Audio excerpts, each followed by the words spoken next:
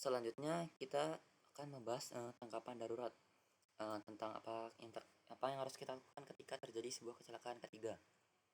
Di sini yang pertama ada kebocoran udara. Ketika terjadi kebocoran udara, kita harus mematikan kompresor dan juga buka katup pembuangannya.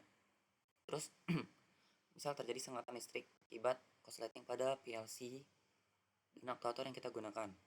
Di sini kita harus matikan power dari PLC itu dan gunakan P3K bila terjadi luka pada praktikan ataupun asprak yang menggunakannya.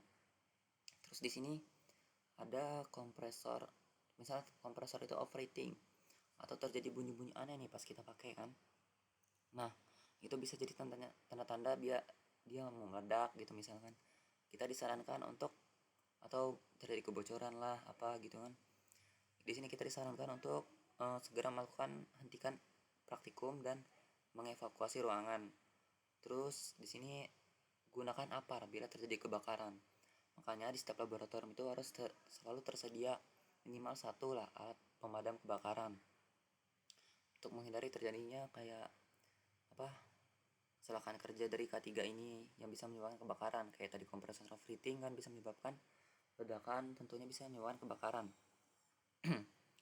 Selanjutnya, nah di sini ada penjelasan singkat tentang PLC dan pneumatik.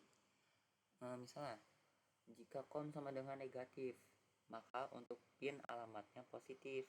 Berlaku juga sebaliknya. Di sini terus ada pneumatik. Pastikan selalu gunakan fitting yang bisa diatur dan bisa menerima inputan angin dari kompresor yang bertekanan tinggi itu. Biar menghindari kerusakan pada alat, selangnya lepas gitu-gitu. Selanjutnya ini kesimpulan tentang K3. Jadi kita harus selalu mengutamakan keselamatan dan ikuti aturan yang berlaku untuk kepentingan bersama untuk menghindari kerusakan alat, menghindari terjadinya kecelakaan kerja, gitu-gitu kan.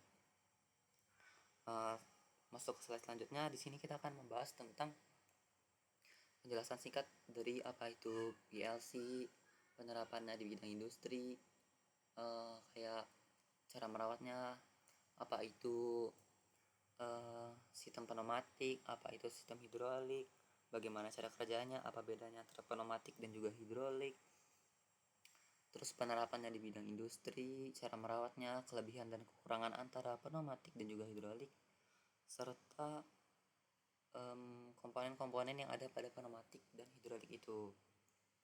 Oke, lanjut aja ke slide selanjutnya. Di sini yang pertama kita akan membahas tentang PLC atau Programmable Logic Controller. PLC atau Programmable Logic Controller adalah perangkat elektronik digital yang berfungsi untuk mengendalikan mesin atau proses secara otomatis. Di laboratorium kita, PLC digunakan untuk mengontrol aktuator seperti silinder pneumatik atau katup hidrolik. PLC banyak digunakan di industri modern. Nah, ini contoh penerapannya itu ada untuk mengendalikan jalur produksi otomatis di pabrik makanan dan minuman. Ya tentunya itu membutuhkan PLC lah untuk mengendalikan otomatis. Terus mengatur sistem lampu lalu lintas secara otomatis, mengontrol mesin CNC dan robot industri. Terus yang terakhir itu ada mengatur sistem konveyor pada industri logistik. Konveyor yang bergerak itu kan untuk sorting barang itu pasti tentunya kan menggunakan PLC. Selanjutnya, nah di sini ada sistem pneumatik.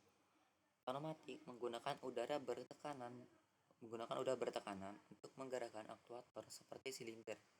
Keunggulannya adalah mudah dan bersih, tetapi resikonya juga ada, seperti tekanan berlebih bisa membuat kompresor ini meledak. Berbeda dengan hidrolik, dia itu menggunakan oli, menggunakan cairan. Nah, di sini ada beberapa komponen utama dari pneumatik. Yang pertama itu ada kompresor, katup kontrol atau valve, tabung penyimpan udara, silinder pneumatik, dan yang terakhir itu ada pipa dan selang udara.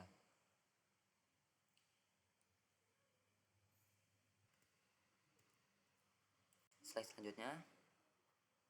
Di sini ada sistem hidrolik. Berbeda dengan pneumatik tadi, sistem hidrolik menggunakan cairan bertekanan untuk menggerakkan aktuator tadi, seperti silinder tadi. Nah, hidrolik bisa menghasilkan gaya yang lebih besar dari pneumatik. Contoh alur dari kerja sistem hidrolik ini.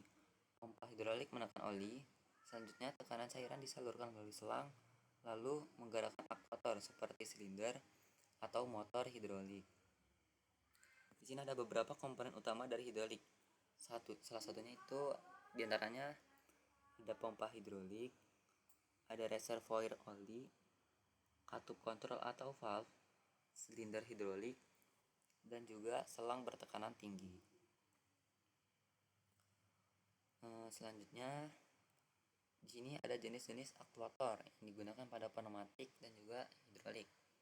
Pertama, pada pneumatik bisa menggunakan silinder kerja tunggal atau single acting dan juga silinder kerja ganda atau double acting. Bisa juga menggunakan motor udara. Selanjutnya, pada hidrolik bisa menggunakan silinder hidrolik yang linear dan juga motor hidrolik atau rotari.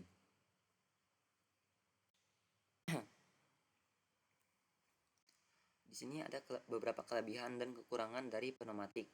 Di sini saya menyebutkan kelebihan pneumatiknya itu lebih bersih karena medianya udara, gak menggunakan cairan atau oli segala macam. Lebih enak digunakan pada skala kecil gitulah. Untuk perawatan yang mudah juga. Kecepatan gerakan tinggi. Terus aman dari kebakaran, tidak mudah terbakar. Yang kedua, habis itu ada kekurangannya. Gaya terbatas, tekanan udara relatif rendah. Habis itu suara bising dari kompresor. Pneumatik itu kan kayak ada suara-suara gitu, gitu lah, tiap dipakai.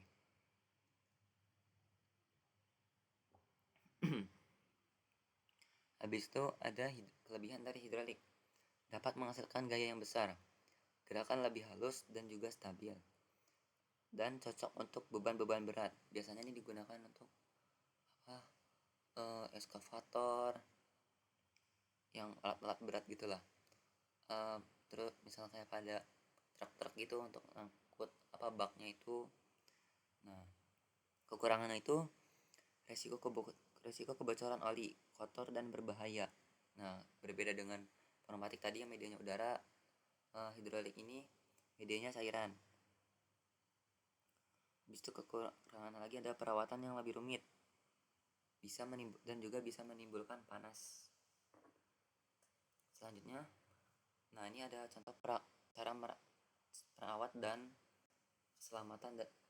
dan keselamatan dari pneumatik dan hidrolik ini.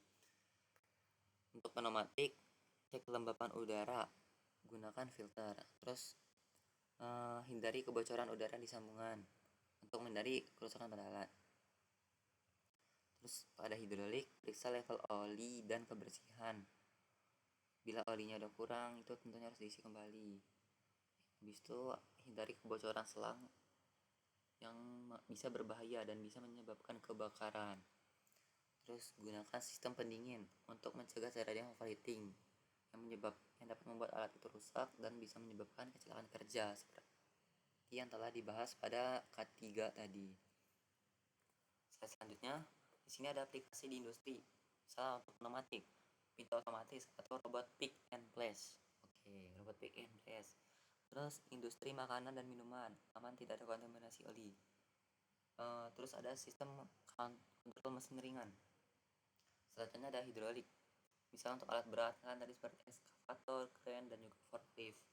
Terus rem mobil dan pesawat dan press logam mesin injection molding. Untuk pneumatik juga bisa pada pintu otomatis pada bis gitu kan.